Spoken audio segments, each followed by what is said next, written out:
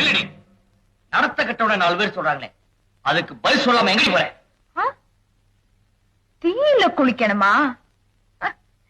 தீ குளிக்க நான் தயாரா இல்ல. திரி போட்டு எண்ணெய் போட்டா தாயா விளக்கெரியும், திரிச்சாலே எரியது மனசு மட்டும்தான். நீ நெனப்போட விளையாடுவ, நான் நெருப்போட விளையாடணுமா?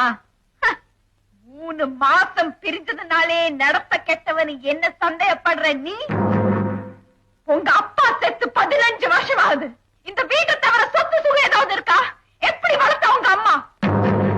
புருஷனை காப்பாத்தணும்னு நான் போராட்ட மாதிரி தானே பிள்ளைங்களை காப்பாத்தணும்னு அவ போராடிப்பா. அவளும் தான் எல்லாரே மாதிரி ஒவ்வொரு நாள் ராத்திரி படுத்து எந்திரிக்கிறா. விடிஞ்ச எந்திரிக்கும் போது அவ படுக்கையில மட்டும் ஏதாவது பணம் இருந்ததா?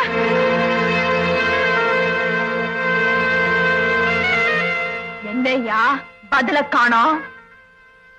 திரும்பவும் சொல்றேன், நான் நீர்ல கரைவேன், வெறுப்புல உருகுவேன். தப்பான வார்த்தையை மட்டும் தாங்கிக்கவே மாட்டேன்.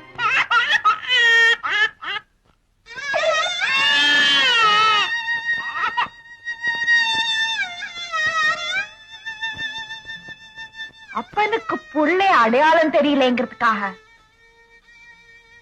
தப்பான புள்ளை ஆயிடுமா? நீ எந்த நாட்டுக்கு ராஜாவா இருந்தாலும் சரி, எனக்கு கவலை இல்லை. நான் போறேன். சீதா, நீ இஷ்டப்படி, உங்க அம்மா இஷ்டப்படி யார வேணாலும் கல்யாணம் பண்ணிக்க. ஆனா உன்னை நம்பி வர்றவளை மட்டும் என்னைக்குமே சந்தேகப்படாதே. படி தாண்டினா பத்தினி இல்லைங்கிறது பழைய கதை. படி தாண்டினாலும் பத்தினி பத்தினிதான்.